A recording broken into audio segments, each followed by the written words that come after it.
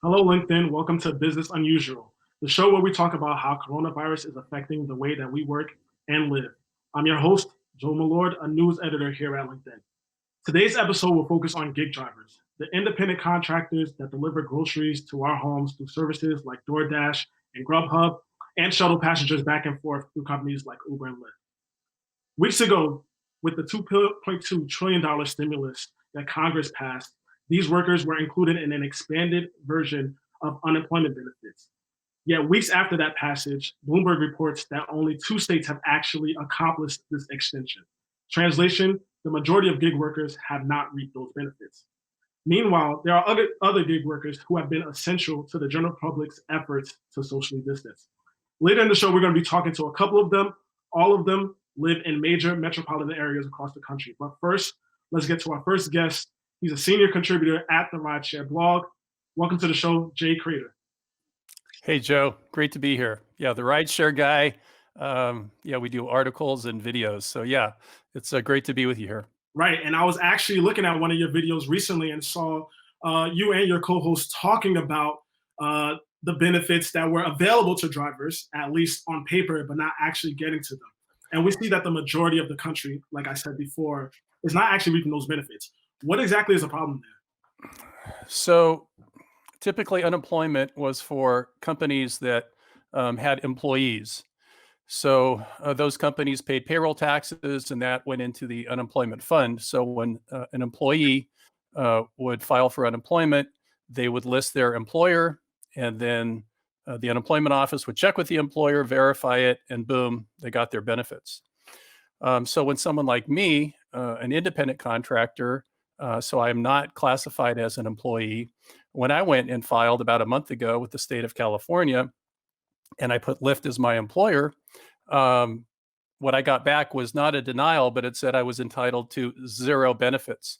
And that's because they can't get any information from an Uber or from a Lyft because we're not classified as employees. This is happening all over the country as the unemployment offices are trying to figure out how do we incorporate this new class of people into our system.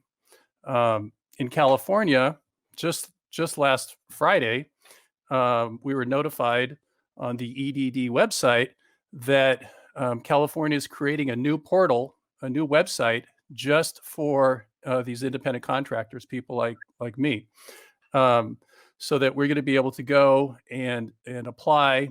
And they are promising a 2-day turnaround where we'll get our benefits within 2 days. So that's the status in California. So what's happening across the country is all of these states are trying to figure out how do we get this money to the independent contractors? Because as you said, the CARES Act, which passed on the 27th, entitles us to these benefits, just like anybody else. But the systems aren't set up. So I haven't driven in 2 months, right? And there are drivers all over the country that said, this is too dangerous. For whatever reason, I can't. I'm not going to go out and drive people around because I don't want to get sick.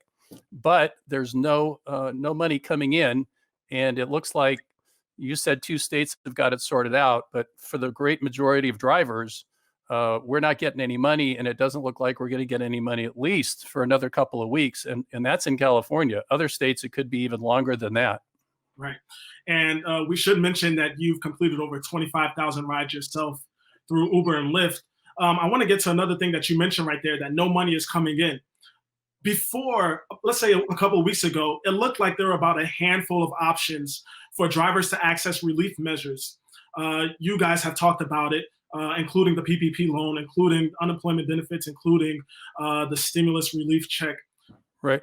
Compare what it looked like when there was that handful of relief measures available and what the reality is now. Like, compare it to how many people have been able to access it. What does the picture look like? Yeah. Well, there's like 4 different things that we were all excited about. First was the stimulus check, which the government,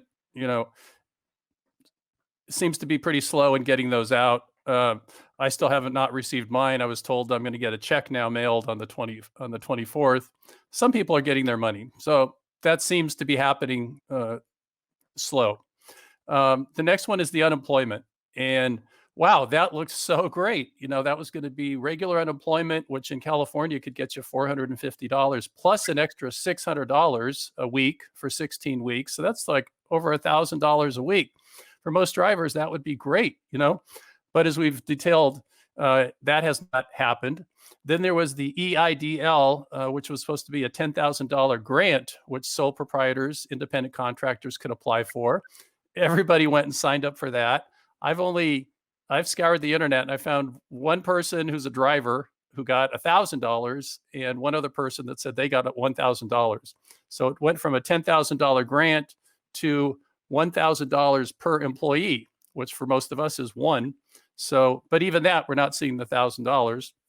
And then there's the PPP, the Paycheck Protection Program, which is you're supposed to be able to go in and apply for a loan, which would be 100% forgivable if you use it for payroll, to pay yourself. And I did apply for that, and I'm still waiting to see if I got approved. But that ran out of money on Wednesday of last week. And now Congress today, as we speak, is scurrying to try and get more money into that program. The interesting thing about that is that the average loan is $250,000. That's not the small guy. That's the big companies that are getting that money. Right. So it's been pretty discouraging. As I say to my YouTube folks, we're fishing. We're just putting a lot of lines in the water, and hopefully, I do believe we'll get our unemployment money.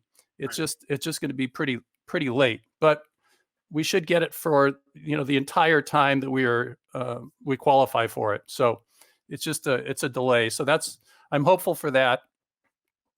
And if you're just joining us, you're watching Business Unusual. We're here with the Rideshare Guy blog senior contributor, Jay Cradeur. Thanks to Ellie, Ronald, and Dan for joining us, along with the other hundreds of commenters and members that are joining us for today's live stream. Jay, I want to get to another thing. It seemed early on that drivers are making a decision that if they were not going to stop driving for Uber and Lyft, let's say, that they were going to transition to working for another service like Instacart, Uber Eats, Grubhub, basically the services that deliver groceries. Can you explain why that decision was important for so many drivers? Well, many drivers, driving for Uber, for Lyft, that's their primary source of revenue. And demand, in some cities has dropped to like 20% or less of what it used to be. I read about one story of a San Francisco driver. He went out for 10 hours and he made $80. That's crazy. 10 hours, you should make $300. So that's a precipitous decline. So the ability to earn is much lower, and you're in a little metal box, your car, with somebody who could very well have the illness, coronavirus, right? Because they say for the first couple of days, you don't know, and people could be spreading this thing, and you're taking in 10 or 15 people a day. So you got to ask yourself, is it worth it?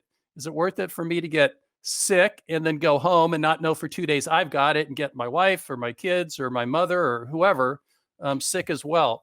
So it's a real, that's not a very attractive option. So then drivers are saying, well, where else can I go where I'm not going to be around so many people, but I can still make some decent money? Well, because of this, more and more people are ordering groceries, right? And they want it delivered to their house. So Instacart booming, and more people are home, so they want to order food and have it delivered, right? Their pizza, their carnita super burrito, what have you. So Uber Eats and Postmates and DoorDash, their businesses are doing very well also. So a lot of drivers who can't wait, are looking at these other options and jumping in so that they can keep the money coming in. Yeah. Mm-hmm. And we have a lot of comments from other drivers who say that they're feeling the stress. We have Bob who says a relative that doesn't even need the money got a stimulus check while others are suffering. We have Robin who commented that she hasn't received a check yet at all. And Lori, no stimulus for her also. I want to get to one last question for you. Before this, even months before this pandemic hit, there was already this ongoing debate about whether drivers should be considered contractors or employees, mainly because the law in California that complicated Uber and Lyft's efforts to be able to classify drivers as such. What do you think this pandemic does for that debate? Well, I think it certainly weakens Uber and Lyft's policy that we are independent contractors because they went ahead and started to offer a sick pay. So if somebody got sick with the COVID-19 or somebody was in a high risk group, Uber is now, paying some sick pay. If we were independent contractors, you wouldn't be offering sick pay. So that's an argument there. The other big argument is that all of these drivers are going to get unemployment. And instead of Uber and Lyft paying for that unemployment, right? You and me, Joseph, and everyone who's listening, we're paying the unemployment, right? We, the taxpayers, are covering the unemployment for all of these gig workers. And that just doesn't seem right. So I think there's a lot of new arguments why drivers in particular should be considered classified as employees from what we've seen thus far with this crisis. And we have more gig workers joining us in today's live show. Thank you to Jane, who says she works in film and media. Karina, who says she's a fashion model. Ash, who says he's an animator, and Emma, who is also a rideshare driver. Mm-hmm. Jay, one last question before we get on to the next part of our show. Is there any hope that this stoppage in the ability to get to these relief measures will actually come through, let's say in the next couple of weeks? What have you heard from drivers about their optimism or lack thereof about what can actually reach them? Well, I'm optimistic. So I'll just speak for myself. I believe we will get the unemployment. I think when it was first announced, people were thinking, wow, 16 weeks of, $600 to $1,000 a week. That's okay. I'm going to get the $1,200 check and maybe I can get this $10,000 thing or this PPP thing. But I think the two basic ones are the $1,200 stimulus check and the unemployment. And I do think those things are both going to happen. So I'm optimistic about that. I do think, though, that we're going to run into a problem, and I'm specifically speaking to drivers, in that the economy seems to, everybody wants to get back to work. And our president is really pushing this agenda that we should get back to work soon. So once this economy starts chugging again and people are kind of out and about again, we're not going to have a reason to be unemployed, right? We can't say we don't want to get sick because if that's eradicated, so it might not be this, 4 to 6 month time that we're not driving. It may be shorter than that. So those are the things I've looked at. I think we're going to get our money from the stimulus. I think we're going to get the unemployment money, but I don't think we're going to be unemployed for as long as at least I originally thought. I mean, originally they were saying 2 million people could die, and then that came down to about 100 to 200, and now we're looking at 60. And it's a small percentage of people that actually die from this. So I think more and more people are saying, "Hey, wait a minute, this isn't as bad as we thought. Let's get back to work." So I think the time will be shorter that we're actually not able to go out and drive and make a good living. Well, we already know that you will be on top of these stories, and we will be watching to see what happens next. Jay, thanks for joining us today. We appreciate it. Hey, thanks. It's a pleasure. All right, so the important thing to remember here is that with all these numbers that we're discussing, this actually impacts people's lives. We have a couple of drivers from around the country, Brandon Baxter, who's joining us from the Cleveland metro area, and Katie Starnes joining us from the Fort Worth area in Texas. Brandon, Katie, thanks for joining us. Hi, it's good. Brandon, I want to start with you. You actually made the decision to stop driving about a couple of weeks ago. Can you describe to me the event that led to that decision? Yeah, it's been over a month now. What had originally happened was I had picked up a passenger at Cleveland Hopkins Airport. She had just come in from Spain, full mask, the get up and everything, and proceeded to tell me as I was, transporting her home that the airport didn't have any measures in place to screen her when she came off the flight. So that raised a red flag for me. That was March, middle of March. I want to say the 14th. So that next day, which I believe was a Sunday morning, I decided to kind of, stay indoors for the day, see what was going to transpire. And it was about that time, I believe it was that afternoon, when Ohio Governor DeWine began shutting down a lot of the businesses here in Ohio. And so I decided to self-quarantine for at least 2 weeks. And that quarantine is now extended to an entire well over 30 days for me now, since I've taken my last ride or picked up my last passenger. And I want to thank again the audience members who are joining us: Melissa from Georgia, Joseph from Indiana, Karen. We appreciate you. Karen says that she knows a lot of people that haven't received their stimulus check. Brandon, I want to go back to you for just one more question. Have you been one of these drivers that haven't been able to access relief benefits? Can you describe to us what your efforts have been like? Sure. To this point, I've not received a thing. No stimulus check. I did probably about 5 days after the initial shutdown here in Ohio. I did file for unemployment benefits through the state of Ohio, which that's been going on 4 weeks now. And the only communication I've received from the state has just been letting me know that I'm pending. No approval, no decline or anything like that, but that I'm just simply pending. To kind of call back to what Jay was saying a few moments ago, I know that we are supposed to receive the 1099 benefits through the care plan. And that is something that, again, to echo what Jay was saying, Ohio doesn't have that ramped up yet either. They're anticipating middle of May before that website is up where you can file as a 1099 independent contractor for those benefits. So I'm still waiting for that as well. Right. And Katie, I want to get to you now because I think your story actually illustrates the types of adjustments that drivers have had to make if they are going to choose to continue working. So can you describe to us how you take precautions to do your job effectively while we're going through this pandemic? I'm sorry, can you repeat that? No problem at all. I was saying that, could you describe to us the types of measures that you take in order to do your job safely while also continuing to work through this pandemic? Oh, okay. I am a super big germaphobe already. And ever since this pandemic hit, I've basically, it has affected my job a lot to where a lot of small businesses, restaurants are not coming through.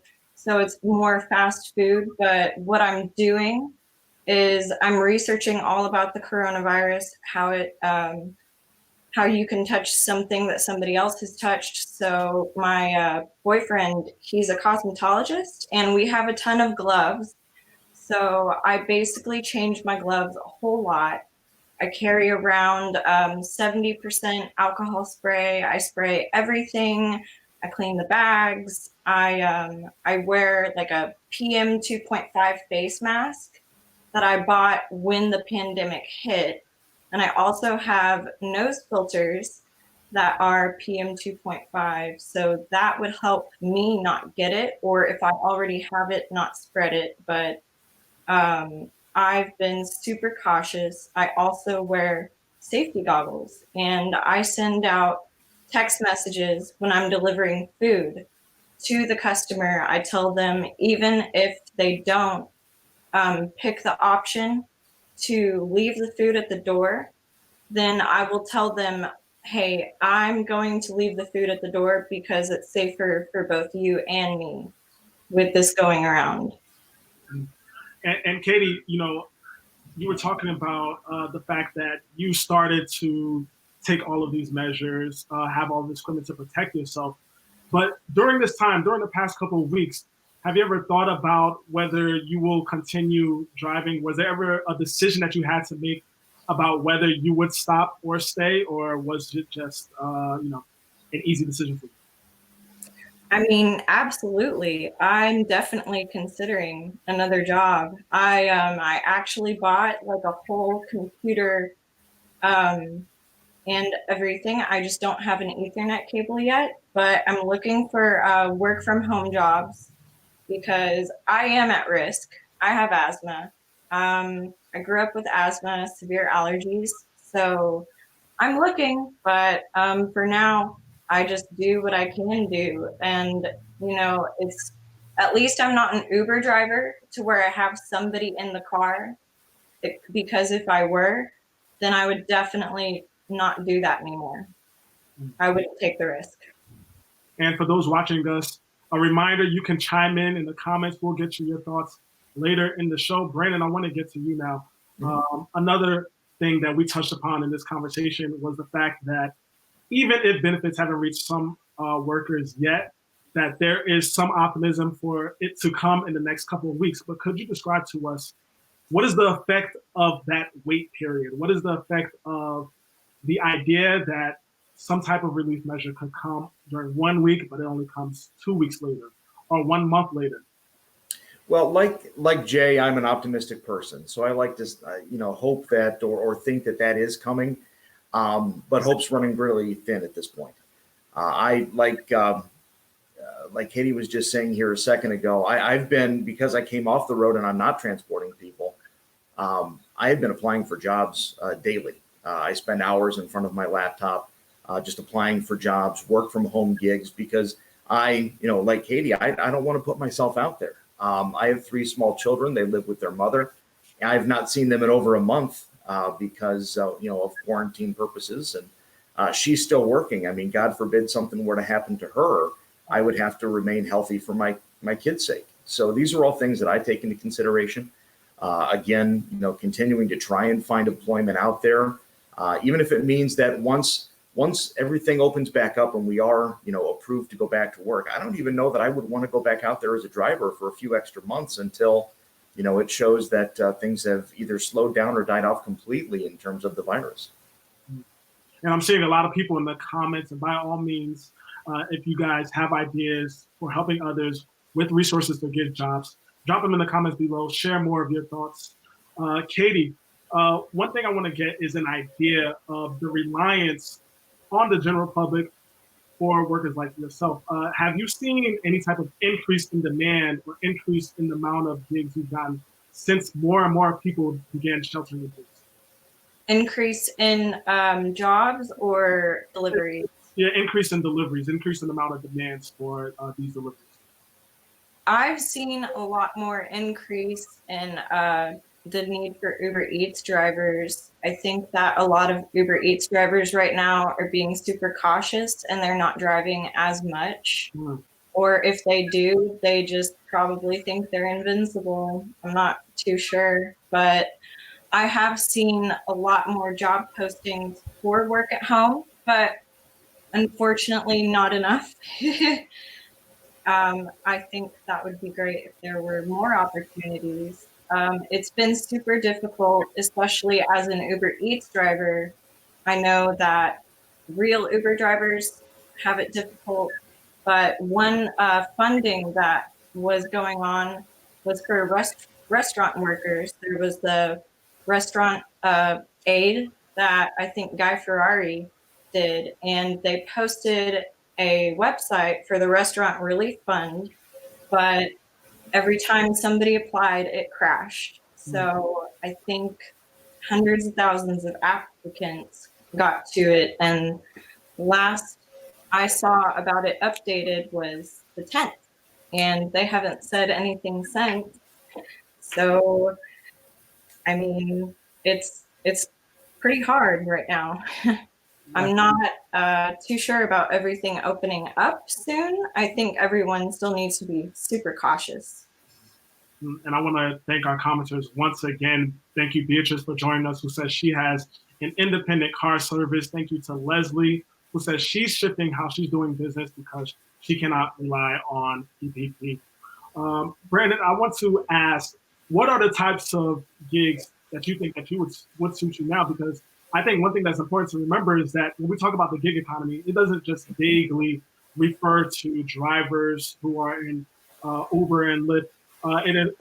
It refers to a large economy of different gig works that are just for independent contractors. So what types of roles are the ones that you are looking for at a time like this? Sure, good question. In my past, I mean, in other jobs I've had in the past, it's been in terms of marketing, multimedia, voiceover, and writing. And so these are gigs that I've looked for. I've attempted to try and find, but I know I'm not alone in this. So I know that there are a lot of people out there. So the competition's pretty fierce at the moment. And that's if someone is looking to make a hire for a gig such as that. So utilizing different websites and apps to try and get my information out there. I have, in the meantime, tried to spend time, working on more writing. I write children's books, and so I've at least had time to write, and work on that. But unfortunately, that's not paying the bills at the moment either, because that's stuff that's going to come down the road. So as far as gigs are available, I mean, that's the stuff that I can at least look at in my past that I can put myself out there in terms of be it marketing or multimedia, voice work and stuff like that. Right. And I have to say thank you to both of you for joining us today. This is a situation that's going to keep on going, and we will be in touch and keep an eye on it. Thanks to everybody that joined us for today's live show. Thank you to Jay, who also joined us earlier for this episode of Business Unusual. I'm Joe Milord. We will see you next time.